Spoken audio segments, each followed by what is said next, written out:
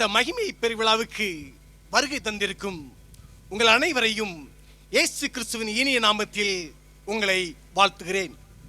முதலாவது, கர்த்தர் என்னை உங்கள் மத்தியில் நிறுத்திய தயவுக்காக என் யெகோவா தேவனுக்கு என் உள்ளத்தின் ஆழத்திலிருந்து நன்றியை தெரிவித்துக் கொள்கிறேன். இரண்டாவதாக, இங்கே வருகை தந்திருக்கும் டாக்டர் ரெவரண்ட் மர்தியா அவர்களுக்கும், பாஸ்டர் ஆல்வின் அவர்களுக்கும், பாஸ்டர் பிளாரன்ஸ் அவர்களுக்கும், இம்மட்டுமாக நம்மை ஆயத்தப்படுத்திய ஆயத்தமா ஊழியக்காரர் ரவி பாரத் அவர்களுக்கும் எனது நன்றியை தெரிவித்துக் கொள்கிறேன். இருந்தவண்ணமாக கண்களை மூடுவோம். உள்ளமெல்லாம் உருகுதையோ உத்தமனை நினைக்கையிலே, ஓம்மை அல்லால் வேறே தெய்வம் உண்மையாக இல்லையே, கள்ளன் என்று தள்ளிடாமல் அள்ளி என்னை அணைத்தவா,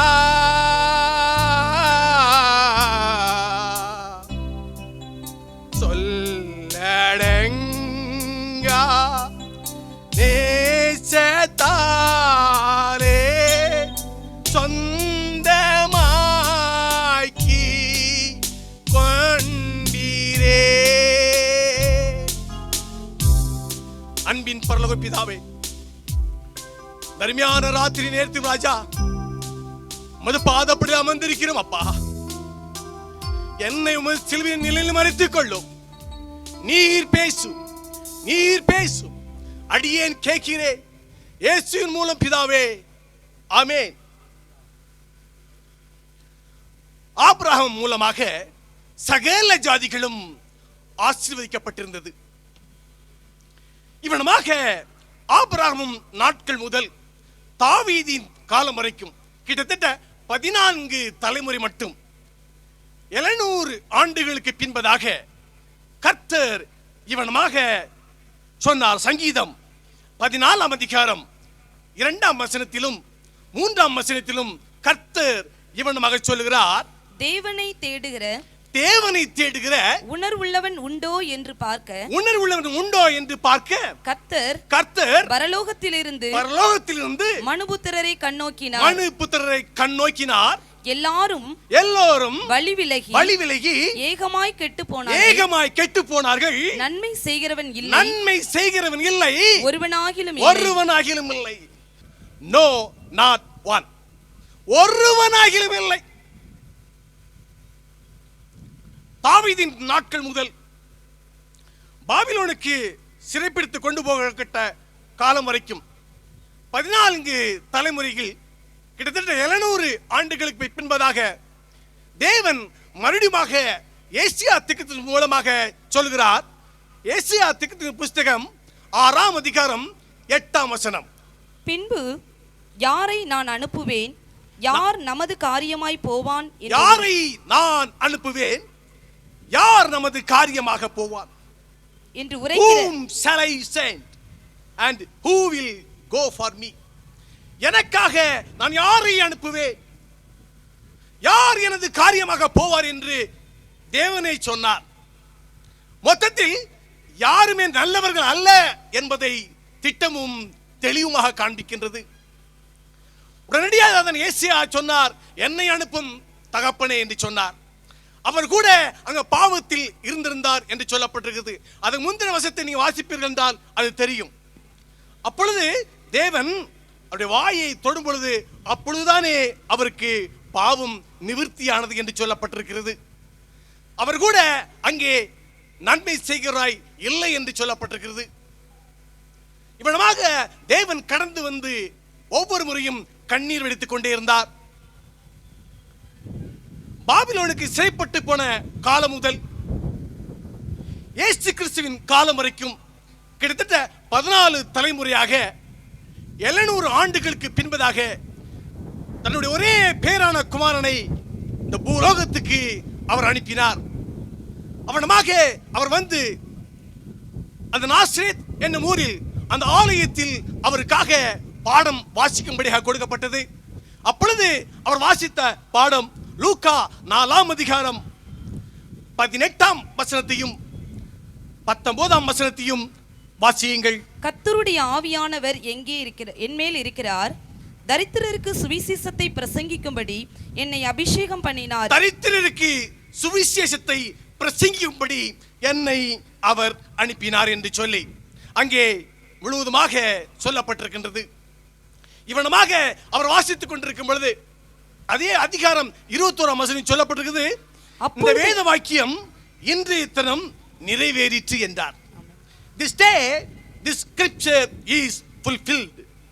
அவர் சொன்ன மாத்திரத்திலே எல்லோரும் எழுந்திருந்து யோசேப்பின் மகன் இவனமாக சொல்லுகிறானே என்று சொல்லி அவர் எல்லோரும் எழுந்து நின்று அவரை அடிக்கும்படியாக செல்கிறார்கள். இயேசு கிறிஸ்து சொன்ன வார்த்தை என்ன? இன்றைய தினம் நிறைவேறிற்று என்று சொன்னார். இந்த ஒரே வார்த்தைக்காக எல்லோரும் எழுந்து நின்று அவரை அடிக்கும்படியாக கொண்டு சென்றார்கள். அந்த ஊரில் ஒரு பெரிய ஒரு மலை பிரதேசத்தில் கொண்டு போய் அங்கே பெரிய பள்ளத்தில் அவரை தள்ளிவிட்டு கொல்லும்படியாக அங்கே அவர்களை இயேசு கிறிஸ்துவை கூட்டிக் கொண்டு சென்றார்கள். அப்பொழுது அங்கே இருந்த இயேசு கிறிஸ்து மறைந்து சென்றார். என் அன்பு சகோதர சகோதரிகளே, நேற்று வந்தவன் நான் எத்தனை வருடமாக இந்த ஊழியத்தை செய்து கொண்டிருக்கின்றேன்? நான் 40 வருடங்களாக இந்த ஊழியத்தை செய்து கொண்டிருக்கின்றேன். நான் 50 வருடங்களாக இந்த ஊழியத்தை செய்து கொண்டிருக்கின்றேன். இந்த யோசேப்பின் மகன் நேற்று வந்தவன், இவன் எப்படி சொல்லலாம் என்று சொல்லி அங்கே அவரை அடிக்கும்படியாக சென்றார்கள். அநேக வேத பாரகர்கள், பரிசேயர்கள், ஆலய தலைவர்கள் இன்னும் அதைத்தான் செய்து கொண்டே இருக்கின்றார்கள். நான் பெரியவன், இந்த உலகத்தில் என்னை விட பெரியவன் ஒருவரும் இல்லை என்று சொல்லிக் கொண்டிருக்கின்றார்கள். என்னுடைய ஆலயத்திலிருந்து எப்பொழுதுதான் சுவிசேஷத்துக்காக வட தேசத்துக்கு நாங்கள் அனுப்பி இருக்கின்றோம். இன்னும் அந்த காரியம் முடியவில்லையே, அதற்கு முன்பதாக இவன் முடிந்தது என்று சொல்லுகிறானே என்று சொல்லி எல்லோரும் நினைத்துக் கொண்டிருக்கிறார்கள். என் மகனை இப்பொழுதுதான் அமெரிக்காவுக்கு அனுப்பியிருக்கிறேன். அவன் வந்து அவன் ஆங்கிலத்தில் பிரசங்கிக்க வேண்டுமே, அதுக்கு பின்பதாக தானே இந்த காரியங்கள் எல்லாம் முடிய வேண்டும். அதற்கு முன்பதாக எப்படி நடக்கின்றதே? என்னுடைய ஆலயம் பாதியிலே நிற்கின்றதே, இன்னும் அதிக சரியாக கட்ட முடியவில்லையே, அதற்குள் முடிந்தது என்று சொன்னால் அது எப்படி? ஆலயத்தை கட்டி முடித்து விட்டோம், ஆலயத்தை கட்டி முடித்து விட்டோம். ஆனால் இப்பொழுது எனக்கு இப்பொழுதுதானே ஒரு டிவி ஸ்டேஷன் திறந்திருக்கிறோம், அதற்கு முன்பதாக எப்படி முடியும்? நாங்கள் இல்லாமல் எப்படி முடியும் என்று சொல்லி இன்றும் சொல்லிக் கொண்டிருக்கின்றார்கள். இன்றும் சொல்லிக் கொண்டிருக்கின்றார்கள். அதே வார்த்தையைத்தான் உலகமெல்லாம் சொல்லிக் கொண்டிருக்கின்றார்கள். அதே மத்தேயு 24ஆம் அதிகாரம் 14ஆம் வசனத்தை எல்லோரும் சொல்லிக் கொண்டிருக்கிறார்கள். ராஜ்யத்தினுடைய இந்த சுவிசேஷம் பூலோகம் எங்குமுள்ள சகல ஜாதிகளுக்கும் சாட்சியாக பிரசங்கிக்கப்படும், அப்போது முடிவு வரும். இதே வார்த்தையை சொல்லி சொல்லி சொல்லி இன்னும் சுவிசேஷம் பரவவில்லை, இன்னும் முடியவில்லை. இயேசு கிறிஸ்து பாதியிலே விட்டுக்கொண்டு சென்று விட்டார். நாங்கள் தான் மற்ற பாதியை செய்ய வேண்டும் என்று சொல்லி இதே வார்த்தையை சொல்லி சொல்லி சொல்லி மக்களை ஏமாற்றிக் கொண்டிருக்கின்றார்கள். இது உங்களுக்கு புரியாத ஒரு காரியமாக இருக்கலாம். இவன் ஏன் இவனமாக சொல்லுகிறான் என்று கேட்கலாம். இந்த வார்த்தையின் அர்த்தத்தை, இதே காரியத்தை இயேசு கிறிஸ்து சொல்லும் பொழுது மார்க்கு 13ஆம் அதிகாரம் 10ஆம் வசனத்தில் இதே காரியத்தை தான் எல்லோரும் கேட்டார்கள். அதற்கு இயேசு என்ன பதில் சொன்னார்? வாசியுங்கள். மார்க்கு 13:10. சகல ஜாதிகளுக்கும் சுவிசேஷம் முந்தி பிரசங்கிக்கப்பட வேண்டும். சகல ஜாதிகளுக்கும் சுவிசேஷம் முந்தி பிரசங்கிக்கப்பட வேண்டும். The gospel must first be published among all nations. சகல ஜாதிகளுக்கும் சுவிசேஷம் முதலாவது பிரசங்கிக்கப்படும், அதற்கு பின்பதாக தான் எல்லா காரியங்களும் நடக்கும். எல்லா காரியங்களும் நடக்கும். யுத்தம், ஜனத்துக்கு ஜனம், ஹரிக்கேன்ஸ், எர்த்குவேக்ஸ் என்ற எல்லா காரியங்களும் நடந்து கொண்டிருக்கின்ற காரியங்கள் எல்லாம் அதற்கு பின்புதாக நடக்கும் என்று வேதம் திட்டமும் தெளிவுமாக சொல்லி இருக்கிறது. அது இயேசு கிறிஸ்துவே சொன்ன வார்த்தை. அதே லூக்காவில் நீங்க பார்த்தீர்கள் என்றால், லூக்கா 21ஆம் அதிகாரத்தில் 31ஆம் வசனம் சொல்லப்பட்டிருக்கிறது, தேவனுடைய ராஜ்யம் சமீபமாய் இருக்கிறது என்று அறியுங்கள். இப்படி எல்லா காரியங்களும் நடக்கும் பொழுது, பூமி எதிர்ச்சி வரும் பொழுது, சுனாமி வரும் பொழுது, காற்று அடித்துக்கொண்டு பல ஆட்களை கொண்டு சென்று விட்டது என்றால் நீங்கள் நினைத்துக் கொள்ளுங்கள், சமீபமாய் இருக்கிறது, தேவனுடைய ராஜ்யம் சமீபமாய் இருக்குது என்று அறிந்து கொள்ளுங்கள் என்று இயேசுவே சொன்ன வார்த்தை. ஒரு தகப்பன் பாவத்தின் சம்பளம் மரணம் என்று சொல்வதற்கு முன்பதாக, அப்படி சொல்லாமலே ஒரு தகப்பன் தன்னுடைய பிள்ளை இறந்து விட்டால் அந்த பிள்ளையை பார்த்து அவன் கேட்க அவருக்கு அதிகாரம் இல்லை. நீ ஏன் பாவம் செய்தாய் என்று சொல்ல அவருக்கு அதிகாரம் இல்லை. அதை போலவே நமது அன்பு தேவன் முதலாவது சுவிசேஷத்தை சொல்லிவிட்டு தான் எல்லா காரியங்களையும் நிறைவேற்றிக் கொண்டிருக்கின்றார். எல்லா காரியங்களையும் நிறைவேற்றிக் கொண்டிருக்கின்றார். ஆகவேதான் அவர் சொன்னார், எல்லாம் முடிந்தது. ஹல்லேலூயா, எல்லாம் முடிந்தது. இன்று ஜப்பானில் 12,000 மக்கள் அங்கே மரித்து விட்டார்கள். அந்த மரித்தவர்களை, அந்த பிணங்களை எல்லாம் அடுக்கி வைத்து அவர்களுக்கு முன்பதாக நாம் சுவிசேஷம் சொல்ல முடியுமா? அந்த டிவி காரர்கள் சொல்லுகிறார்களே, அதை வைத்து நாம் சொல்ல முடியுமா என்று கேட்டால் அது ஒரு முடியாத காரியம். இன்று டிவி காரர்களும் அநேக போதகமார்களும் இதே வார்த்தை தான் சொல்லி சொல்லி சொல்லி கொண்டே இருக்கின்றார்கள். ஆனால் இயேசு சொல்கிறார், நான் எல்லாவற்றையும் முடித்து விட்டேன் என்று சொல்லி இருக்கிறார். அது அவர்கள் மட்டுமல்ல, அந்த அதே மத்தேயு 24ஆம் அதிகாரம் 14ஆம் வசனத்தை அவர்கள் மாத்திரமல்ல, இன்னொரு சாராரும் சொல்கிறார்கள், அவர் ஜெகோவா சாட்சிகள். அவர்களும் சொல்கிறார்கள், நாங்கள் தான் வீடு வீடாக சென்று இயேசுவுடைய நாமத்தை மகிமைப்படுத்துகிறோம், அவருடைய சுவிசேஷத்தை நாங்கள் தான் செய்கிறோம் என்று சொல்லி மார்பு தட்டி கொண்டிருக்கின்றார்கள். அவர்கள் இயேசு கிறிஸ்துவின் பேரையை சொல்வது கிடையாது. ஒவ்வொரு வீடுகளுக்கும் வீடு வீடாக செல்கிறார்கள். அவர் சொல்வதே கிடையாது இயேசு கிறிஸ்து ஒரு தேவன் என்று சொல்வதே கிடையாது. அப்படிப்பட்டவர்களும் இதே வார்த்தை தான் சொல்லிக் கொண்டிருக்கின்றார்கள். அவர்களும் இந்த மத்தேயு 24ஆம் அதிகாரம் 14ஆம் வசனத்தை சொல்லிக் கொண்டே இருக்கிறார்கள். நாங்கள் தான் உலகம் முழுவதும் சென்று சுவிசேஷத்தை அறிவித்துக் கொண்டிருக்கின்றோம், நீங்கள் எல்லாம் ஒருங்கிக் கொண்டிருக்கிறீர்கள் என்று சொல்லி இருக்கிறது. ஆனால் தேவன் சொல்கிறார், நானே எல்லா காரியத்தையும் செய்தேன் என்று சொல்லி இருக்கிறார். ரோமர் 10ஆம் அதிகாரம் 15ஆம் வசனத்தில் இவனமாக எழுதப்பட்டிருக்கின்றது, அனுப்பப்படாவிட்டால் எப்படி பிரசங்கிப்பார்கள்? சமாதானத்தை கூறி நற்காரியங்களை சுவிசேஷமாய் அறிவிக்கிறவர்களுடைய பாதங்கள் எவ்வளவு அழகானவைகள் என்று காரியங்களை சுவிசேஷமாய் அறிவிக்கிறவர்களுடைய பாதங்கள் எவ்வளவு அழகாய் இருக்கிறது என்று சொல்லி இந்த ஜெகோவா விட்னஸ்காரர்கள் சொல்லிக் கொண்டிருக்கிறார்கள். என்னுடைய பாதங்கள் மிகவும் அழகான பாதங்கள்.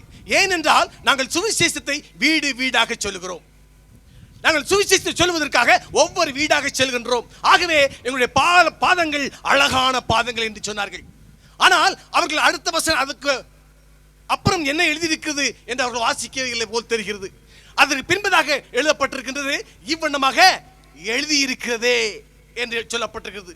இவ்வண்ணமாக எழுதியிருக்கிறதே என்று சொல்லப்பட்டிருக்கிறது. அப்படி எழுதியிருந்தால் அது யாரை குறித்து எழுதப்பட்டிருக்கிறது? நாம் கொஞ்சம் திருப்புவோமாக. ஏசாயா 52ஆம் அதிகாரம் 7ஆம் வசனத்தில் இவ்வண்ணமாக சொல்லப்பட்டிருக்கின்றது, சமாதானத்தை கூறி நற்காரியங்களை சுவிசேஷமாய் அறிவித்து இரட்சிப்பை பிரசித்தப்படுத்தி உன் தேவன் ராஜரீகம் பண்ணுகிறார் என்று சீயோனுக்கு சொல்லுகிற சுவிசேஷகனுடைய பாதங்கள் மலைகளின் மேல் எவ்வளவு அழகாய் இருக்கின்றன. ஹல்லேலூயா. அந்த மலைகளின் மேல் எவ்வளவு அழகாய் இருக்கின்றன. அது யாரை குறித்து சொல்லப்பட்டிருக்கிறது? அந்த மலை என்ன மலை? அது இமயமலையா, அல்லது எவரெஸ்ட் மலையா, அல்லது பரங்கி மலையா, அல்லது சபரி மலையா? அது எந்த மலை? அது கொல்கத்தா மலையிலே நமது அன்பு தேவன் நமக்காக அங்கே ரத்தம் சிந்தினார். அவருடைய பாதங்களை ஒவ்வொரு பாதங்களுக்கும் ஒவ்வொரு ஆணியை அடிக்காமல் அந்த 2 பாதங்களையும் மடக்கி ஒரே ஆணியை வைத்து அங்கே அடித்தார்கள். அந்த அழகான பாதத்தை குத்துத்தான் ஏசாத்திற்கு சொல்லி இருக்கிறார். ஆனால் நமது மக்களோ நான் தான் இந்த காரியங்களை செய்து கொண்டிருக்கின்றேன் சொல்லி பறைசாற்றி கொண்டிருக்கின்றார்கள். என் அன்பு சகோதர சகோதரர்களே, அந்த கொல்கத்தா மலையில் நமக்காக ரத்தம் சிந்திய அந்த அழகான பாதங்களை குறித்து இன்று நாம் தியானிக்க போகின்றோம். அவர் எப்படி சொல்ல முடியும் நான் எல்லா காரியங்களையும் செய்து முடித்தேன் என்று சொல்லி? எனக்காக யாவும் செய்து முடித்த என் அன்பு தேவன் சொன்ன வார்த்தை எல்லாம் முடிந்தது என்று சொன்னாரே, அது எவ்வளவாக முடிந்தது என்று சொல்லி நாம் இன்று தியானிக்க போகின்றோம்.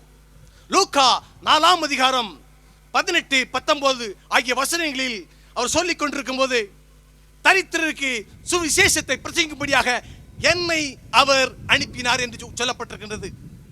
அவர் என்னை அனுப்பினார். He has sent me to preach the gospel to the poor. மிக அழகாக தேவன் சொல்லி இருக்கிறார். என்னை என் தேவன் சுவிசேஷத்தை பிரசங்கிக்கும்படியாக என்னை அனுப்பினார்.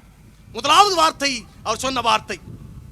ஆகவே தான் மத்தேயு 4ஆம் அதிகாரம் 17ஆம் வசனம் சொல்லப்பட்டிருக்கிறது. அது முதல் இயேசு மனம் திரும்புங்கள், பரலோக ராஜ்யம் சமீபித்திருக்கிறது என்று பிரசங்கிக்க தொடங்கினார் என்று சொல்லப்பட்டிருக்கிறது. அவர் அன்று முதல் அவர் பிரசங்கம் செய்ய ஆரம்பித்து விட்டார்.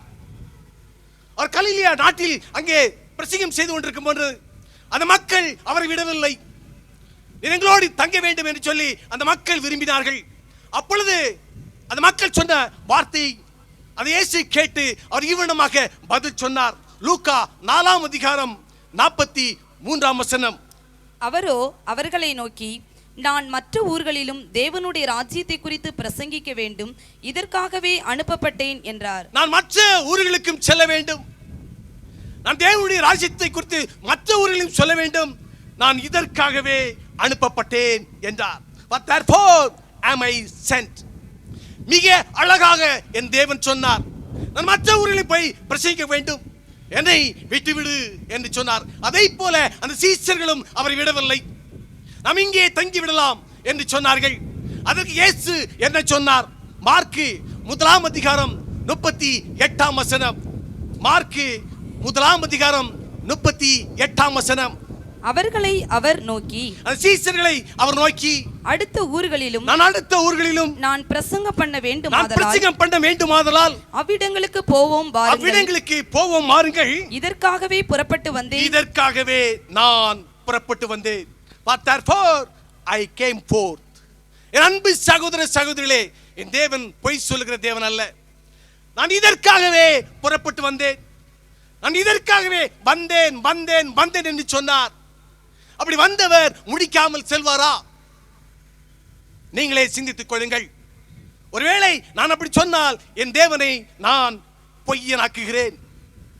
இந்த இயேசுவே சொன்ன வார்த்தை மத்தேயு 11ஆம் அதிகாரம் 5ஆம் வசனத்திலும் லூக்கா 7ஆம் அதிகாரம் 22ஆம் வசனத்திலும் தரித்திரருக்கு சுவிசேஷம் பிரசங்கிக்கப்படுகிறது என்று இயேசுவே சொன்னார்.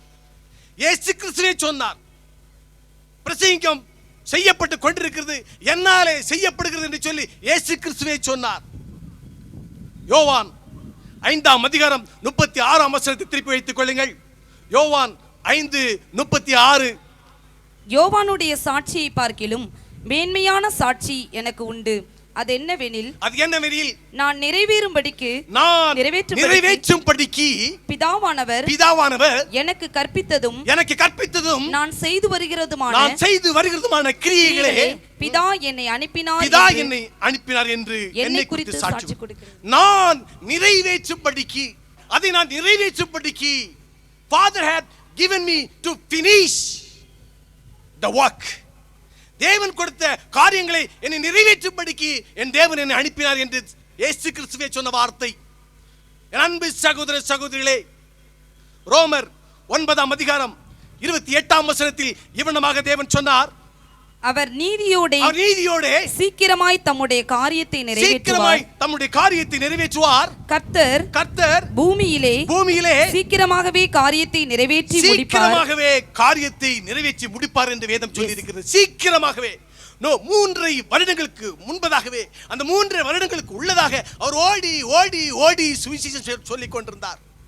அவர் ஒரு இடத்தில் நிற்கவே இல்லை, அவர் ஓடிக்கொண்டே சென்று அவர் சுவிசேஷத்தை பிரசங்கித்தார் என்று வேதம் திட்டமும் தெளிவாக சொல்லப்பட்டிருக்கிறது. ஆனால் இந்த தர்க்கம், அவர் கலிலியா நாட்டில் தானே பிரசங்கித்துக் கொண்டிருந்தார். எப்படி ஆசியா நாட்டில் உள்ளவர்கள், ஆப்பிரிக்கா நாட்டில் உள்ளவர்கள், அமெரிக்கா நாட்டில் உள்ளவர்கள், ஐரோப்பா நாட்டில் உள்ளவர்கள் எப்படி அறிந்து கொண்டார்கள், அல்லது அவர்கள் எப்படி கேள்விப்பட்டார்கள் என்று நீங்கள் தர்க்கம் பண்ணலாம். அதுக்கு வேதத்தை திருப்புங்கள். ரோமர் 10ஆம் அதிகாரம் 18ஆம் வசனம். இப்படி இருக்க அவர்கள் கேள்விப்படவில்லையா என்று கேட்கிறேன். அவர்கள் கேள்விப்படவில்லையா என்று கேட்கிறேன். கேள்விப்பட்டார்கள். Of course they did. என் அன்பு சகோதரர்களே, அவர்கள் கேள்விப்பட்டார்கள் என்று வேதம் திட்டமும் தெளிவுமாக சொல்லப்பட்டிருக்கிறது. அவைகளின் சத்தம் பூமி எங்கும் அவைகளின் வசனங்கள் பூச்சக்கரத்து கடைசி வரைக்கும் செல்லுகிறது. ஹalleluya. அவருடைய வார்த்தை பூமியின் கடைசி வரைக்கும் சென்றது. அவர் கலிலேயாவில் பேசிக் கொண்ட வார்த்தை அது இந்தியாவுக்கும் கேட்கப்பட்டது, அமெரிக்காவுக்கும் கேட்கப்பட்டது, சவுதி அரேபியாவுக்கும் கேட்கப்பட்டது. என் அன்பு சகோதரர்களே, அவர் வருவதற்கு முன்பதாகவே இந்த வார்த்தையை தாவீது மிக அழகாக எழுதி வைத்திருக்கிறார். சங்கீதம் 19ஆம் அதிகாரம் 4ஆம் வசனத்தில் மிகவும் திட்டமும் தெளிவாக எழுதி வைக்கப்பட்டிருக்கிறது. ஆகிலும் அவைகளின் சத்தம் பூமி எங்கும் அவைகளின் வசனங்கள் பூச்சக்கரத்து கடைசி வரைக்கும் செல்கிறது. அவைகளில் sound went into all the earth and the words unto the end of the world. உலகம் முழுவதும் அவருடைய சத்தத்தை கேட்டார்கள் என்று வேதம் சொல்லி இருக்கிறது. உலகம் முழுவதும் அவருடைய வார்த்தை கேட்கப்பட்டது என்று வேதம் திட்டமும் தெளிவாக சொல்லப்பட்டிருக்கிறது. ஆகவேதான் நாம் சவுதி அரேபியாவில் சென்று இயேசுவே என்று சொன்னால் நம்மை பிடித்து நம்முடைய கழுத்தை அறுத்து அவள் கடலில் போட்டு விடுவார்கள். ஏன் நம்ம செய்கிறார்கள்?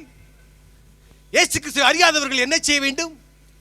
நம் இயேசு கிறிஸ்து உங்களை நேசிக்கிறார் என்று சொன்னால் இவன் ஏதோ தெரியாமல் புலம்பிக் கொண்டிருக்கார் விட்டுவிட வேண்டும். அவர்கள் ஏன் நம்மை அடிக்கிறார்கள், நம்மை ஏன் துன்பப்படுத்துகிறார்கள்? அவர்களுக்கு இயேசு கிறிஸ்துவை பற்றி நன்றாக தெரியும். நீ சைனாவில் போய் இயேசு கிறிஸ்து சொன்னீர்கள் என்றால் உங்களையும் உங்களுடைய குடும்பத்தையும் அவர்கள் அடித்தே கொண்டு விடுவார்கள், கொலை செய்து விடுவார்கள். ரஷ்யாவில் போய் நீங்கள் இயேசு கிறிஸ்துவை பற்றி சொன்னீர்கள் என்றால் அவர்கள் குடும்பத்தை மட்டுமல்ல உங்களோடு இருப்பவர்களையும் கூட்டி அவர்கள் கொலை செய்து விடுவார்கள். இந்தியாவில் ஆங்கிலேயர் வருவதற்கு முன்பதாக நீங்கள் இயேசு கிறிஸ்துவை சொன்னீர்கள் என்றால் உங்களுடைய நாக்கை இழுத்து வெட்டி விடுவார்கள். ஏன் இவர்கள் இவ்வளவாக செய்கிறார்கள்? அவர்களுக்கு இயேசு கிறிஸ்துவை பற்றி தெரியும், எல்லோருக்கும் தெரியும். ஆனால் அவர்கள் தர்க்கம் பண்ணி கொண்டிருக்கிறார்கள். நோவாவின் காலத்தில் 8 பேர் மாத்திரம் மீதியாக இருந்தார்கள், மற்ற எல்லோரும் மரித்து விட்டார்கள். என் இயேசு கிறிஸ்து எப்படி சொல்லலாம் எல்லாம் முடிந்தது என்று சொல்லி? அப்படி மரித்தவர்களுக்கு சுவிசேஷம் பிரசங்கிக்கப்பட்டதா? மரித்து போனார்களே அவர்களுக்கு சுவிசேஷம் பிரசங்கிக்கப்பட்டதா என்று இந்த தர்க்கம் பண்ணி கொண்டிருக்கிறார்கள். அவர்களுக்காக வேதம் இவனமாக சொல்லி இருக்கிறது. 1 பேதுரு 3:18 இவனமாக சொல்லி இருக்கிறது. அவர் மாமிசத்திலே கொலையுண்டு ஆவியிலே உயிர்ப்பிக்கப்பட்டார். அவர் மாமிசத்திலே கொலையுண்டு ஆவியிலே உயிர்ப்பிக்கப்பட்டார். அந்த ஆவியிலே அவர் போய் காவலில் உள்ள ஆவிகளுக்கு பிரசங்கித்தார். He went and preached unto the spirits in prison. அந்த ஆவியிலே அவர் போய் காவலில் உள்ள ஆவிகளுக்கு பிரசங்கித்தார். அந்த ஆவிகள் பூர்வத்திலே நோவா பேழையை ஆயத்தம் பண்ணும் நாட்களிலே தேவன் நீடிய பொறுமையோட காத்திருந்த போது கீழ்ப்படியாமல் போனவர்கள் ஹalleluya. அங்கே மரித்து போனவர்கள் அந்த 8 பேர் மாத்திரம்தான் அவர்கள் ரட்சிக்கப்பட்டார்கள். மற்ற மரித்து போன அத்தனை பேர்களுக்கும் சுவிசேஷம் பிரசங்கிக்கப்பட்டது. ஹalleluya, ஹalleluya. அவர் மாமிசத்திலே கொலை உண்டு ஆவியிலே உயிர்ப்பிக்கப்பட்டு அந்த ஆவியினாலே போய் காவல் உள்ள ஆவிகளுக்கு பிரசங்கித்தார். யார் பிரசங்கித்தார்? அந்த அன்புநாதர் இயேசு கிறிஸ்து பிரசங்கித்தார் என்று வேதம் திட்டமும் தெளிவுமாக சொல்லப்பட்டிருக்கிறது. அந்த 8 பேர் முதல் இந்த கொல்கத்தா மலையில இயேசு கிறிஸ்து எல்லாம் முடிந்தது என்று சொன்னாரே, அந்த நாட்கள் வரை மரித்து போனவர்களுக்கு சுவிசேஷம் பிரசங்கிக்கப்பட்டதா என்று ஒரு தர்க்கத்தை எழுப்புகின்றார்கள். அதற்கு தேவன் எழுதி வைத்திருக்கிறார். வாசியுங்கள் 1 பேதுரு 4ஆம் அதிகாரம் 6ஆம் வசனம். இதற்காக மரித்தோரானவர்கள் மனுஷர் முன்பாக மாம்சத்திலே ஆக்கினைக்குள்ளாக்கப்பட்டிருந்தும் தேவனுக்கு முன்பாக ஆவியிலே பிழைக்கும்படியாக அவர்களுக்கும் சுவிசேஷம் அறிவிக்கப்பட்டது. ஹல்லேலூயா. அவர்களுக்கும் சுவிசேஷம் பிரசங்கிக்கப்பட்டது. ஹல்லேலூயா. The gospel preached also them that are dead.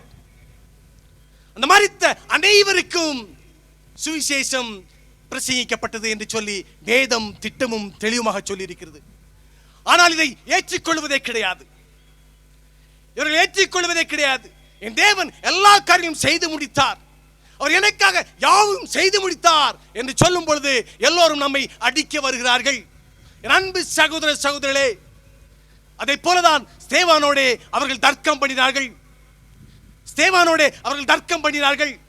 அப்போஸ்தலர் 6ஆம் அதிகாரம் 9ஆம் வசனம் சொல்லப்பட்டிருக்கிறது.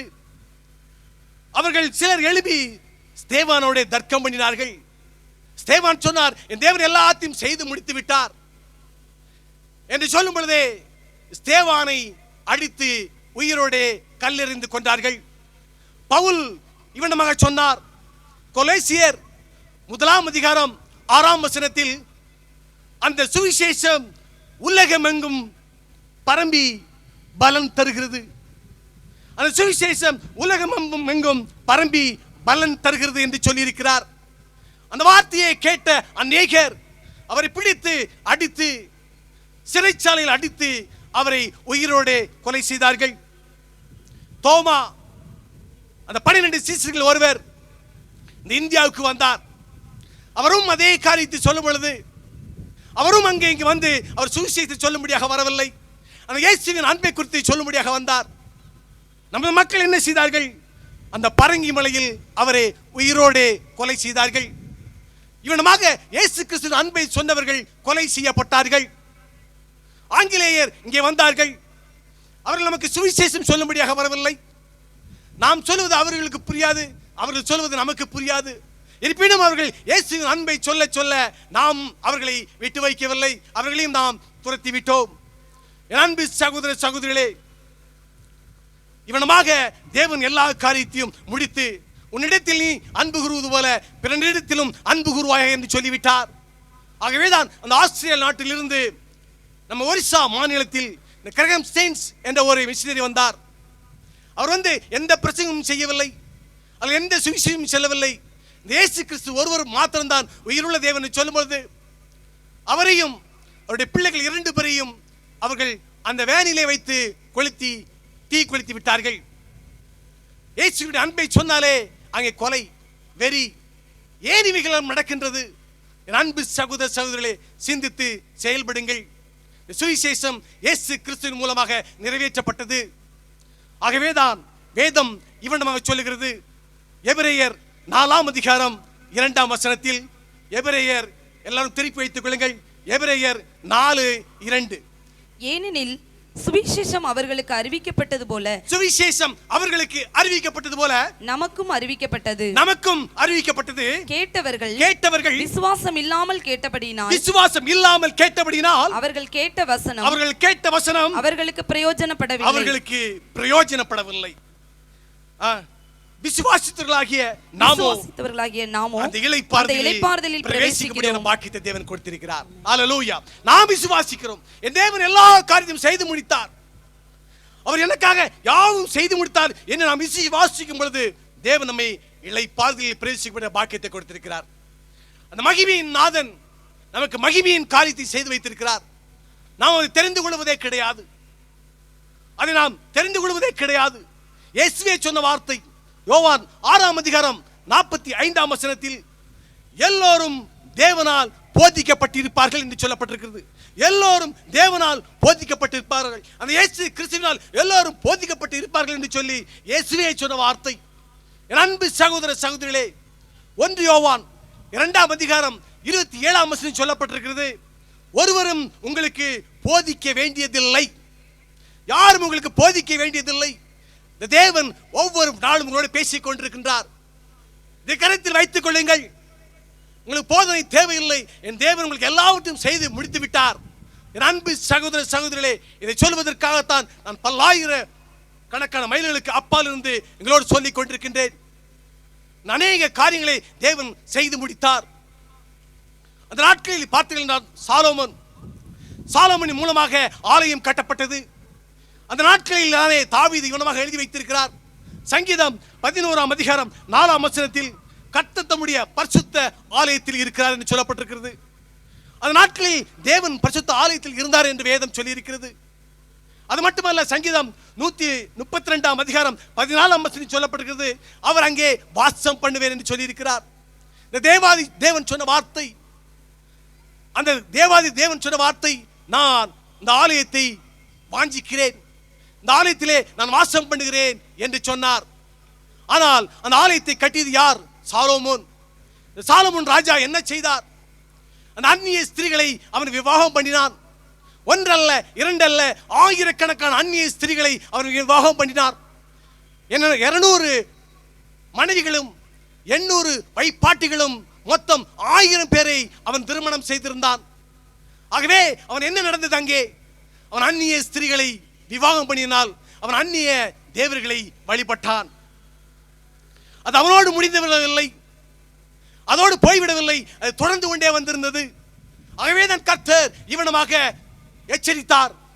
எரேமியா 7ஆம் அதிகாரம் 30ஆம் வசனத்தில் தேவன் இவனமாக எச்சரித்தார், யூதா புத்திரர் என் பார்வைக்கு பொல்லாப்பானதை செய்தார்கள் என்று கர்த்தர் சொல்லுகிறார். என் நாமம் தரித்திருக்கிற ஆலயத்தை தீட்டுப்படுத்த தங்கள் அருவருப்புகளை அதிலே வைத்தார்கள். ஆலயத்தை தீட்டுப்படுத்த தன்னுடைய அருவருப்புகளை அதிலே வைத்தார்கள் என்று சொல்லி எரேமியா தீர்க்கதரிசி மூலமாக கர்த்தர் சொன்னார். நான் சொல்லவில்லை, கர்த்தர் சொல்கிறார். அதே மீகா 3ஆம் அதிகாரம் 11ஆம் வசனத்திலும் தலைவர்கள், அந்த ஆலயத்தின் தலைவர்கள் பரிதானத்துக்கு நியாயம் தீர்க்கிறார்கள், அதன் ஆசாரியர்கள் கூலிக்கு உபதேசிக்கிறார்கள், அதன் தீர்க்கதரிசிகள் பணத்துக்கு குறி சொல்லுகிறார்கள். ஆகிலும் அவர்கள் கர்த்தரை சார்ந்து கொண்டு கர்த்தர் எங்கள் நடுவில் இல்லையோ, தீங்கு எங்கள் மேல் வராது என்கிறார்கள். அன்பு சகோதர சகோதரிகளே, இந்த ஆலயத்தை குறித்து மிகவும் கர்த்தர் வேதனைப்பட்டுக் கொண்டிருக்கின்றார். அது இன்று மட்டுமல்ல, அன்றே அவர் வேதனைப்பட்டுக் கொண்டிருந்தார். எசேக்கியேல் தீர்க்கதரிசி புத்தகம் 33ஆம் அதிகாரம் 12ஆம் வசனத்தில் சொல்லப்பட்டிருக்கிறது, நீதிமான் பாவம் செய்கிற நாளிலே தன் நீதினாலே பிழைப்பதில்லை. அவன் தன் பாவம் செய்கிற நாளிலே அவன் மரித்தே போவான். நீதிமான் 7 முறை விழுந்தாலும் அவன் 8வது முறை மரித்தே ஆக வேண்டும். என் அன்பு சகோதர சகோதரிகளே, இந்த ஆலயத்தை கட்டி கொண்டு வைத்திருக்கின்றார்கள். ஆனால் கர்த்தர் அதில் பிரியப்படவில்லை. எரேமியா 7ஆம் அதிகாரம் 9ஆம் 10ஆம் வசனத்தை திருப்பி வைத்துக் கொள்ளுங்கள். எரேமியா 7, 9, 10. நீங்கள் திருடி கொலை செய்து விபச்சாரம் பண்ணி பொய்யானையிட்டு பாகாலுக்கு தூபம் காட்டி நீங்கள் அறியாத அந்நிய தேவர்களை பின்பற்றி பிற்பாடு வந்து என் நாமம் தரிக்கப்பட்ட இந்த ஆலயத்திலே எனக்கு முன்பாக நின்று இந்த அருவருப்புகளை எல்லாம் செய்கிறீர்கள், விடுதலை பெற்றிருக்கிறோம் என்று சொல்வீர்களோ? ஹல்லேலூயா, ஹல்லேலூயா. தேவனே சொன்ன வார்த்தை. அந்த 11ஆம் வசனத்தையும் சேர்த்து வாசிங்க சிஸ்டர். 11. என் நாமம் தரிக்கப்பட்ட இந்த ஆலயம் உங்கள் பார்வைக்கு கல்லர் குகையாயிற்றோ. கல்லர் குகை அப்பமே ஆக்கப்பட்டு விட்டது. அங்கே வியாபாரம் நடந்து கொண்டிருந்தது. அங்கே கல்லர்கள் வந்து களவாடி விட்டு அங்கே ஆலயத்துக்குள் புகுந்திருந்தார்கள் என்று வேதம் திட்டமும் தெளிவுமாக சொல்லப்பட்டிருக்கிறது. நானும் இதை கண்டேன் என்று கர்த்தர் சொல்கிறார். கல்லர் குகையாக்கினீர், நீங்கள் கல்லர் குகையாக மாற்றிவிட்டீர்கள், நான் இதை கண்டேன் என்று சொல்லி அதே எரேமியா 7ஆம் அதிகாரத்தில் 12, 13 இருக்கும், வாசித்துக் கொள்ளுங்கள். மிக வருத்தத்தோடு சொல்கிறார், அது கல்லர் குகையாக்கப்பட்டது என்று சொல்லப்பட்டிருக்கிறது. என் தேவன் 700 ஆண்டுகளுக்கு முன்பதாக சொன்னார், 700 ஆண்டுகளுக்கு பிற்பாடு இயேசுவே வந்து அங்கே பார்க்கும் பொழுது அங்கே என்ன நடந்தது? அங்கே வியாபாரம் பண்ணி கொண்டிருந்தார்கள். அதை கல்லர் குகையாக மாற்றியிருந்தார்கள். ஆகவேதான் இயேசு இவனமாக சொன்னார். மார்க்கு 13ஆம் அதிகாரம் 2ஆம் வசனத்தில், ஒரு கல்லின் மேல் ஒரு கல் இல்லாதபடிக்கு இந்த ஆலயம் இடிக்கப்படும் என்று சொன்னார். அங்கே அவர் பார்த்த மாத்திரத்திலே அங்கே விற்கிறவர்களும் கொல்லுவர்களையும் பார்த்து அவர் வேதனைப்பட்டார். விற்பவர்கள் புறாக்களை விற்பவர்களை பார்த்து வேதனைப்பட்டார். தேவனும் அதை தான் சொன்னார். இயேசு கிறிஸ்து வந்து பார்க்கும் பொழுதும் அதே தான் நடந்து கொண்டிருந்தது. அவர் ஆலயத்தை குறித்து மிகவும் வருத்தப்பட்டார். அந்த நாட்களில் தானே அவரை பிடித்து அடிக்க தொடங்கிவிட்டார்கள். காரணம் என்ன? அவர் ஆலயத்தை குறித்து சொல்லிவிட்டார். இயேசு கிறிஸ்து ஆலயத்தை குறித்து தூஷணமாக சொல்லிவிட்டார். தேவ தூஷணம் சொன்னார் என்று சொல்லி அந்த வார்த்தையை பிடித்துக் கொண்டு அவர் இயேசு சொன்னார், இந்த ஆலயத்தை நான் இடிக்க போகிறேன் என்று சொன்னார். 3ஆம் நாள் எழுப்புவேன் என்று சொன்னார். இந்த ஒரே வார்த்தைக்காக அந்த கல்வாரி நாயகனை பிடித்து சிலுவையிலே கொலை செய்தார்கள். இந்த ஆலயத்தின் நிமித்தமாக இயேசு கிறிஸ்து கொலை செய்யப்பட்டார். அந்த பிலாத்து சொல்கிறான், இவர் ஒரு பாவம் செய்யவில்லை, இவர் விட்டு விடுங்கள், இவர் ஒன்றுமே செய்யவில்லை, இவர் நிரபராதி, விட்டு விடுங்கள் சொல்லும் பொழுது இல்லை, அவர் ஆலயத்தை இடிப்பேன் என்று சொன்னார். அவர் ஆலயத்தை இடிப்பேன் என்று சொன்னார். இவரை சிலுவையில் அறையும், இவரை சிலுவையில் அறையும் என்று சொன்னார்கள். என் அன்பு சகோதர சகோதரிகளே, ஆலயத்தின் மூலமாக நமது அருள்நாதர் சிலுவையிலே தொங்கினார், சிலுவையிலே தொங்கப்பட்டார். இன்றும் நாம் ஆலயத்தை காட்டி காட்டி அநேகர் தன்னுடைய வாழ்க்கையை நடத்தி கொண்டிருக்கின்றார்கள். நான் இதை சொல்லும்படியாக நான் எத்தனிக்கவில்லை. ஆனால் தேவன் என்னோடு சொன்னார், இதை எல்லா இடத்திலும் சொல்ல வேண்டும் என்று சொல்லப்பட்டிருக்கிறது. எல்லா இடத்திலும் சொல்ல வேண்டும் என்று சொல்லி எச்சரித்தார். ஆகவே தான் சொல்கிறேன். இதை நான் சொல்ல நான் பாத்திரன் அல்ல, நான் சொல்லக்கூடாது. இருப்பினும் என் தேவன் சொன்னார், நீ இதை சொல், நீ இதை சொல் என்று சொன்னார். நான் சொன்னேன். இந்த முறை சொல்கிறேன். அடுத்த முறை நான் இங்கே வரும் பொழுது ஒருவர் கூட வந்து என்னுடைய வார்த்தையை கேட்க மாட்டார்கள் என்று சொன்னேன். அப்ப தேவன் சொன்னார், யாரும் வர வேண்டாம், நான் வருவேன் என்று சொன்னார். ஹல்லேலூயா, ஹல்லேலூயா, நான் வருவேன் என்று சொன்னார். ஆகவே மிக தைரியமாக நான் உங்களோடு பேசிக் கொண்டிருக்கின்றேன். எனக்கு என்ன நடந்தாலும் பரவாயில்லை, தேவன் எனக்காக எல்லாம் செய்து முடித்து விட்டார். ஆகவே தான் அப்போஸ்தலர், திருப்பி வைத்துக் கொள்ளுங்கள், அப்போஸ்தலர் 17ஆம் அதிகாரம் 24ஆம் வசனத்தில் இவனமாக சொல்லப்பட்டிருக்கிறது. நல்ல திருப்பி வைத்துக் கொள்ளுங்கள். கைகளினால் கட்டப்பட்ட ஆலயங்களில் அவர் வாசம் பண்ணுவதில்லை. கைகளினால் கட்டப்பட்ட ஆலயங்களில் அவர் வாசம் பண்ணுவதில்லை. dwelt not in temples made with hands. அன்பு சகோதர சகோதரிகளே, யோவான் 4ஆம் அதிகாரம் 23ஆம் வசனத்தில் இவனமாக சொல்லப்பட்டிருக்கிறது. உண்மையாய் தொழுது கொள்ளுகிறவர்கள் பிதாவை ஆவியோடும் உண்மையோடும் தொழுது கொள்ளும் காலம் வரும், அது இப்பொழுதே வந்திருக்கிறது. ஆவியோடும் உண்மையோடும் தொழுது கொள்கிற காலம் இப்பொழுது வந்திருக்கிறது, இப்பொழுது வந்திருக்கிறது. அதை போலவே யோவான் 4ஆம் அதிகாரம் 21ஆம் வசனம் சொல்லப்படுகிறது, எங்கும் பிதாவை தொழுது கொள்ளும் காலம் வருகிறது, அது இப்பொழுது வந்திருக்கிறது. எங்கும், ஆலயத்தில் மட்டுமல்ல, எங்கும் பிதாவை தொழுது கொள்ளும் காலம் வந்திருக்கிறது. என் அன்பு சகோதர சகோதரிகளே, நான் சவுதி அரேபியாவில் வேலை பார்த்துக் கொண்டிருக்கும் பொழுது அங்கே ஆலயத்தில் யாரும் இவனமாக நாம் உட்கார்ந்து ஜெபிக்க முடியாது, வீட்டுக்குள்ளே தான் ஜெபிக்க வேண்டும். அப்படி நாம் யாராவது கண்டுபிடிக்கப்பட்டால் நம்மளை பிடித்துக் கொண்டு போய் கொலை செய்து விடுவார்கள். ஆகவே அந்த சவுதி அரேபியாவில் யாரும் வீட்டில் வைத்து ஜெபிக்க மாட்டார்கள். ஆனால் தேவன் அந்த இடத்தில் கொண்டு போய் எங்கள் வீட்டிலே அவர் ஆலயத்தை ஆரம்பிக்கும்படியாக எங்களுக்கு தேவன் கட்டளை கொடுத்தார். நாங்கள் வீட்டை பூட்டி அந்த வீட்டுக்குள் இருந்து நாங்கள் ஜெபித்துக் கொண்டிருந்தோம். அதை கண்ட எல்லோரும் அங்கே ஜெபிக்க ஆரம்பித்து விட்டார்கள். சவுதி அரேபியாவில் கிட்டத்தட்ட 100-200 வீடுகளில் இவனமாக அங்கே வீடுகளில் அவர்கள் துதிக்க ஆரம்பித்தார்கள். இவனமாக துதித்துக் கொண்டிருக்கும் பொழுது இந்த அநேக அந்த புறஜாதி மக்கள் இயேசு கிறிஸ்துவை கண்டு கொண்டார்கள். எப்படி கண்டு கொண்டார்கள்? இயேசு கிறிஸ்துவே அவர்களுக்கு வெளிப்பட்டார்கள். இயேசு கிறிஸ்துவே வந்து நேராக அவர்களோடு பேசுகிறார், அவருடைய காயத்தை காட்டுகிறார், கையை காட்டுகிறார், சிலுவையை காட்டுகிறார், புறஜாதிகளை, அவர் தேவையான பிள்ளைகளை அவர் இழுத்துக் கொள்கிறார். ஆகவேதான் வேதம் ஈவனமாக சொல்லி இருக்கிறது. அப்போஸ்தலர் 2ஆம் அதிகாரம் 47ஆம் வசனத்தில் ரட்சிக்கப்பட்டவர்களை கர்த்தர் அனுதினமும் அவருடைய சபையிலே சேர்த்து கொண்டு வந்தார். இந்த புறஜாதி மக்களை தேவன் அனுதினமும் சபையிலே சேர்த்து கொண்டு வந்திருக்கிறார். இந்த சவுதி அரேபியாவில் 25% தேவனை ஏற்றுக்கொண்டிருக்கிறார்கள். ஹல்லேலூயா. 25% தேவன் அவர்களுக்கு பிரசித்தமாக அவர்களுக்கு நேராக நின்று ஒவ்வொருவரும் தேவன் தெரிந்து கொண்டார். சபையை தேவன் புறஜாதி மக்களிடத்திலே தேவன் அங்கே ஒவ்வொரு நாளும் கூட்டிக் கொண்டே சென்று கொண்டே இருக்கின்றது.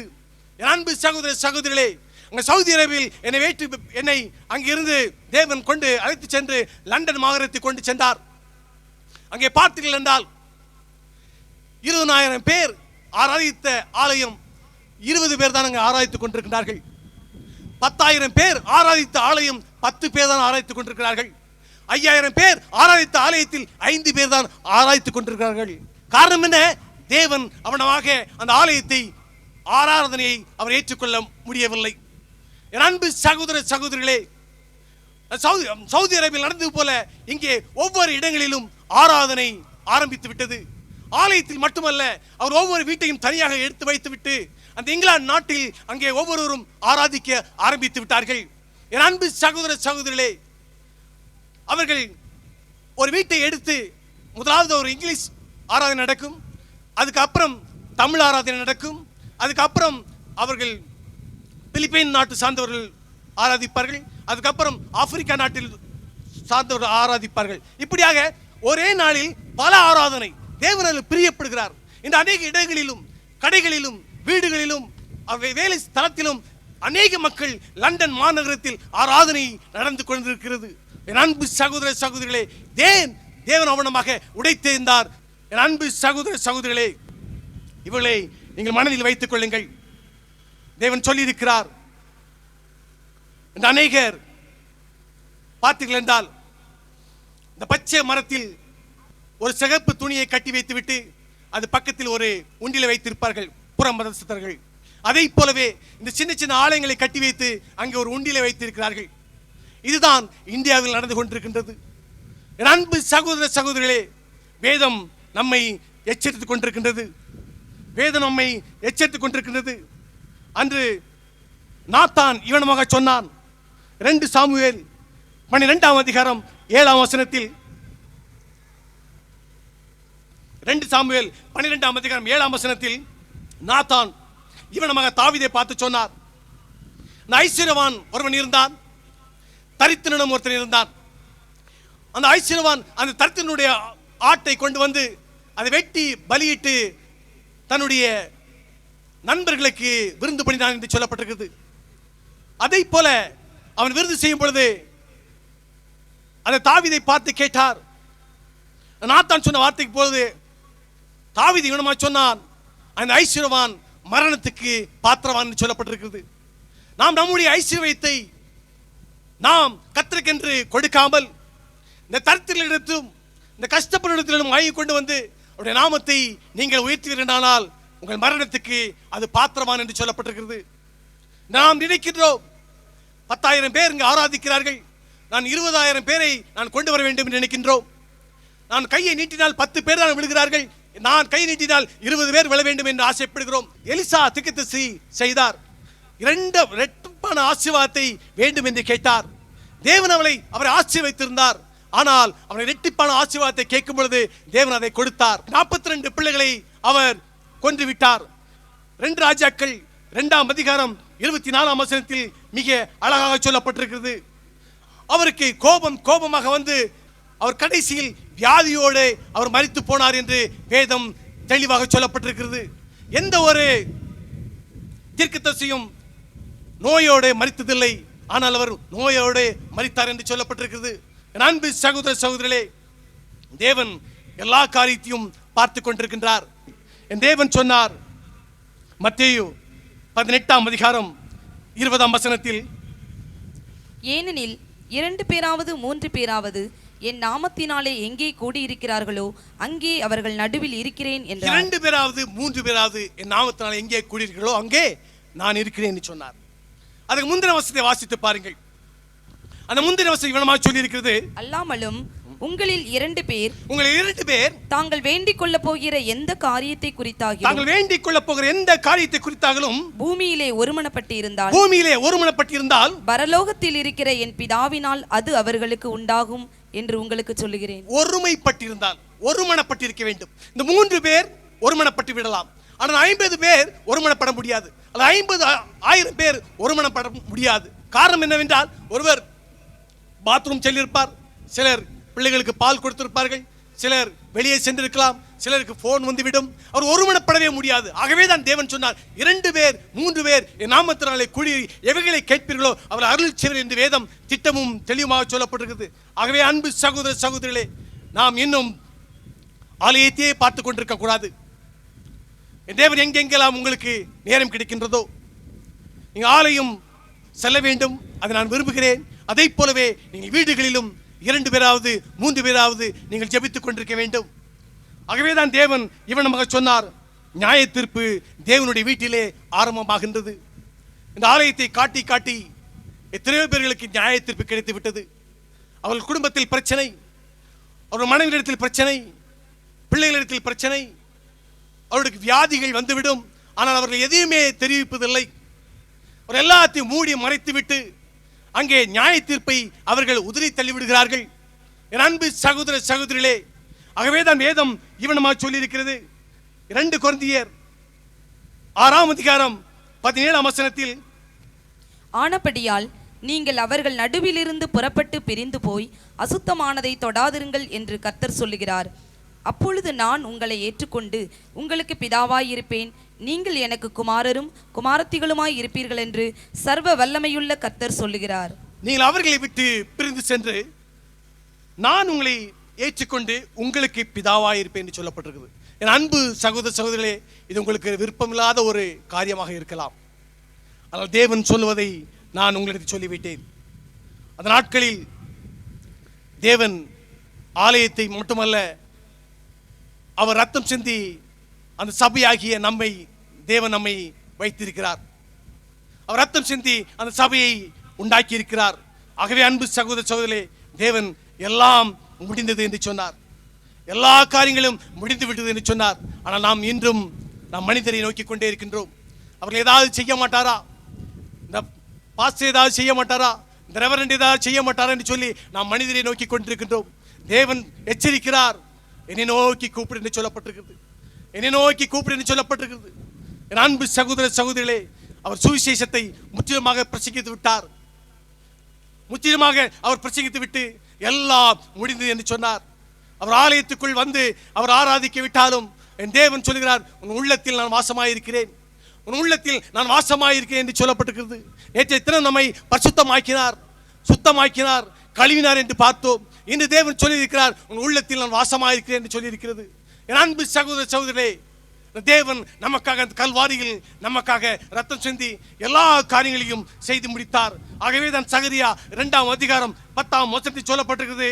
சகரியா 2:10, நான் வந்து உன் நடுவில் வாசம் பண்ணுவேன் என்று கர்த்தர் சொல்லுகிறார். ஹல்லேலூயா. நான் வந்து உன் நடுவிலே வாசம் பண்ணுவேன் என்று கர்த்தர் சொல்லுகிறார். என் அன்பு சகோதர சகோதரிகளே, தேவன் நமக்காக மரித்து அடக்கம் பண்ணப்பட்டு 3ஆம் நாள் உயிர் தெழுந்தார். ஆகவேதான் 1 கொரிந்தியர் 7ஆம் அதிகாரம் 23ஆம் வசனத்தில் சொல்லப்பட்டிருக்கிறது, நீங்கள் கிரயத்துக்கு கொல்லப்பட்டீர்கள், மனுஷனுக்கு அடிமையாகாதிருங்கள். எல்லோரும் எடுத்து வாசித்துக் கொள்ளுங்கள். 1 கொரிந்தியர் 7ஆம் அதிகாரம் 23ஆம் வசனத்தை. நீங்கள் கிரயத்துக்கு கொல்லப்பட்டீர்கள், மனுஷருக்கு அடிமையாகாதிருங்கள். என்ன மனுஷனுக்கு அடிமையாகிக் கொண்டே செல்கிறார்கள். இந்த ஆலயத்தை கட்டி வைத்து விட்டு அவர் சொல்கிறார்கள், பார் அந்த தேவன் வருகிறார் என்று சொல்கிறார்கள். இன்று வருகிறார், நாளை வருகிறார் என்று சொல்லி பேப்பரில் அச்சடித்து ஒட்டுகிறார்கள். என் தேவன் வருகிற நாளையையும் ஒருவனும் அறியாம். அன்பு சகோதர சகோதரர்களே, என் தேவன் எல்லா காரியத்தையும் செய்து முடித்து விட்டார். நம்மை நீதிமானாக மாற்றியிருக்கிறார், நம்மை பரிசுத்தமாக மாற்றியிருக்கிறார், நம்முடைய உள்ளத்தில் வாசமாயிருக்கிறார், நம்முடைய உள்ளத்தில் வாசமாயிருக்கிறார். நாம் என்ன செய்ய வேண்டும்? இந்த நாட்களில் நாம் கொடிய காலத்தில் இருக்கின்றோம். கர்த்தர் இந்த வருடம் வருவாரா, நாளை வருவாரா, இந்த ராத்திரி வருவாரா என்பது தெரியாது. ஆகவே நாம் என்ன செய்ய வேண்டும் என்று சொல்லி நாளை தினத்தில் நான் உங்களோடு பேச ஆசைப்படுகின்றேன். தேவன் என்னோடு பேசியதை உங்களுக்கு சொல்லியிருக்கிறேன். அநேக காரியங்களை சொல்லவில்லை, சொன்னால் எங்களை அடிக்க வருவீர்கள். இல்லை அடிக்க வருவீர்கள் ஆகிய அநேக காரியங்களை சொல்லவில்லை. தேவன் எல்லா காரியத்தை முடித்துவிட்டு, நான் உனக்காக மரித்தேனே, எனக்காக நீ என்ன செய்தாய்? நான் உனக்காக மரித்தேனே, நீ எனக்காக என்ன செய்தாய் என்று கேட்க காலத்தில் வந்திருக்கிறோம். ஆகவே அந்த தேவனுடைய பரிசுத்த நாமத்தை தொழுது கொள்ளும்படியாக, அவருடைய பரலோக ராஜ்யத்தில் பிரவேசிக்கும்படியாக நாம் என்ன செய்ய வேண்டும் என்று நீங்கள் கேட்பீர்களானால் நாளை வாருங்கள், தேவன் உங்களோடு பேசுவார். இந்த வசனம் எல்லாம் கேட்கப்படும் காலங்கள் குறைந்து கொண்டே இருக்கிறது. வசனத்தை கேட்க யாருக்கும் பிடித்தமே இல்லை. கதை சொல்வார்களா, சரித்திரத்தை சொல்வார்களா, தாவீது நாட்களில் நடந்ததை சொல்லுவார்களா என்று சொல்லி அநேகர் இங்கே வந்து கொண்டிருக்கிறீர்கள். வசனம் கேட்கக்கூடாத காலம் வரப்போகின்றது. வசனத்தை நம்மால் கேட்க முடியாது, அது ஒரு காலம் வந்து கொண்டிருக்கிறது. ஆகவே அன்பு சகோதர சகோதரே, நாம் எல்லோரும் கண்களை மூடுவோம். ராஜா, இது எனக்காக எல்லா காரியத்தையும் செய்து விட்டீர் அப்பா. அந்த கல்வாரியில் ராஜா நீர் எனக்காக தோப்பனை மரித்து ராஜா, இது எனக்காக எல்லா காரியத்தையும் செய்து விட்டீர் அப்பா. நீர் என்னை பரிசுத்தமாக்கி இருக்கிறீர், என்னை நீதிமானாக ஆய்த்திருக்கிறீர், என்னுடைய பாவங்கள் எல்லாம் கழுவி இருக்கிறீர், என் உள்ளத்தில் வாசமாயிருக்கிறேன் என்று சொல்லி இருக்கிறீர் ராஜா. நான் கல்லினால் கட்டப்பட்ட ஆலயத்தில் அல்ல, உன் உள்ளத்திலே வாசமாய் இருக்கிறேன் சொன்ன வார்த்தையின்படி ராஜா, இந்த பிள்ளைகள் தோப்பனை அலைந்து தெரியாதபடி, இந்த பிள்ளைகள் மணி நிறுத்தி செல்லாதபடி, உம்மை நோக்கி பார்க்கும்படியான பாக்கியத்தை கொடுக்கும்படியாக ஜெபிக்கிறேன் ராஜா. இந்த வார்த்தைகள் கசப்பாக இருக்கலாம், ஆனால் நீ சொன்ன வார்த்தை என்னவர்கள் அறிந்து கொள்ள வேண்டும். இந்த படியாக அறிந்து கொள்ள வேண்டும் ராஜா. இந்த பட்டணம் உம்மை நோக்கி பார்க்க வேண்டும், மனிதரை அல்ல, மனுஷரை அல்ல, தகப்பனே உம்மை நோக்கி பார்க்க வேண்டும் ராஜா. இதுதான் எங்களுடைய ஜீவன். நான் உயிருள்ளவரை இதைத்தான் சொல்லிக்கொண்டே இருப்பேன் ராஜா. நீ சொல்லியிருக்கிறீர், இதை மறுபடியும் மறுபடியும் சொல் என்று சொல்லியிருக்கிறீர். நான் சொல்லும் போது இவர்கள் ஏற்றுக்கொண்டார்களோ ஏற்றுக்கொள்ளவில்லையோ அது எனக்கு தெரியாது. நான் எனது கடமையை செய்து முடித்தேன் ராஜா. நீ கொடுத்த தாளந்தை நான் விதைத்து விட்டேன் அப்பா. நீ சொல்லிவிட்டேன் அப்பா. காது உள்ளவன் கேட்க கடவுள் என்று சொன்னீர் ராஜா. அதை போல காது உள்ளவர்கள் மாத்திரம் கேட்டுக்கொள்ளட்டும். என்னுடைய உள்ளத்தில் வாசமாயிருக்கிறீர், நாம் அவரிடத்தில் கேட்போம் ராஜா. இது என்னுடைய உள்ளத்தில் வாசமாயிருப்பது உண்மை என்றால், என்னை நீதிமானாக மாற்றியது உண்மை என்றால், என்னுடைய பரிசுத்தமாக மாற்றியது உண்மை என்றால் ராஜா, என்னுடைய காரியங்களை உங்களுடைய கருத்து தருகிறப்பா. என்ன ஒரு விஷயம் பரிசுத்தப்படுத்தும் அப்பா, ஒரு விஷயம் உள்ளத்தில் வாருமே ராஜா. கல்களினால் கட்டப்பட்ட ஆலயத்தில் அல்ல, உன் உள்ளத்திலே வாசமாயிருக்குன்னு சொன்ன அன்பு தேவனே, நன்றி அப்பா. இந்த மகிமையை பெருவிழாவில் தகப்பனே, என் மகிமையாக ஆராதிக்கும்படியாக வந்த என்னை தகப்பனே, இதை மகிமைப்படுத்தி இருக்கிறீர். என் உள்ளத்தில் வாசமாயிருக்கிறீர், எனக்காக யாவும் செய்து முடித்தீர். Thank you Jesus. என்னுடைய தேவைகள் அநேகம் அப்பா, என்னுடைய தேவைகள் அநேகம் ராஜா. இதை வாய்க்கப்படும்படியாக ஜெபிக்கிறேன் அப்பா. அவருக்கு தெரியும் உங்களுக்கு என்ன வேண்டும் என்று தெரியும், அவருக்கு என்ன வேண்டும் என்று தெரியும். அதனை காலத்தில் நேர்த்தியாக செய்கிற தேவன் இப்பொழுது சொல்லுகிறார், உனக்கு என்ன வேண்டும்? என் தேவனிடத்தில் கேளுங்கள், என்னிடத்தில் கேட்காதீர்கள். என் தேவனுக்கு தெரியும் உங்களுக்கு என்ன வேண்டும் என்று. அநேக பாரங்களோடு கஷ்டங்களோடு வந்திருக்கிறீர்கள். என் தேவன் சொல்லியிருக்கிறார், நான் உன் உள்ளத்தில் இருக்கின்றேன், என்னிடத்தில் கேள், என்னிடத்தில் கேள் என்று சொல்கிறார். ஒரு விஷயம் நாங்கள் உங்களுடைய கருத்தில் ஒப்படைப்போம் ராஜா. என்னுடைய காரியங்கள் இவ்விடமாக இருக்கிறது அப்பா. என்னுடைய வாழ்க்கை தாறுமாறாக செல்கிறது அப்பா. என்னுடைய கணவன் குடித்து அடித்துக் கொண்டிருக்கிறான் அப்பா. அவன் என்னை விட்டு பிரிந்து வேறொரு மனைவி விவாகம் பண்ணலாம் என்று சொல்லி ஓடிக்கொண்டிருக்கிறான் ராஜா. என்னுடைய பிள்ளைகள் என்னுடைய பேச்சை கேட்கவே மாட்டேங்கிறது ராஜா. என்னுடைய பிள்ளைகள் என்னை அடிக்க வருகிறார் ராஜா. என்னுடைய பிள்ளைகளின் திருமண காரியங்களும் சமூகத்தில் இருக்குது அப்பா. எப்படியாவது தோப்பனே அது எல்லாவற்றையும் நன்மையாக மாற்றிக் கொடும் என்று சொல்லிக் கொண்டிருக்கிறேன். என் தேவன் சொல்லி இருக்கிறார், நீ மனுஷனை நம்பாதே, என்னை நம்பு. நீ மனுஷனை பார்க்காதே, என்னை பார் என்று சொல்லி இருக்கிறார். என் தேவன் நம்மோடு பேசிக் கொண்டிருக்கின்றார், நம்மோடு பேசிக் கொண்டிருக்கிறார். அருமை சகோதரன் ரவி பாரத் அவர்கள் ஒரு பாடலை பாடுவார்கள். அப்பொழுது அவர் நமக்கு என்ன வேண்டுமோ அதை கொடுத்து கொண்டே இருப்பார், என்ன வேண்டுமோ அதை கொடுத்து கொண்டே இருப்பார். ஹல்லேலூயா, ஹல்லேலூயா. உலகம் தோன்றும் முன்னே உன்னை தெரிந்து கொண்டாரே தேவன், கருவினில் உருவாகும் முன்னே உன்னை பிரித்தெடுத்தாரே தேவன். கிறிஸ்து உனக்காய் அடிக்கப்பட்டார், உன் பாவங்களுக்காக நொறுக்கப்பட்டார். ஆவியாய் கூடவே இருக்கின்றார், உனக்காய் பரிந்து பேசுகிறார், உனக்காய் பரிந்து பேசுகிறார். அறியாமை உள்ள காலங்களில் தேவன் காணாதவர் போல் இருந்தார்.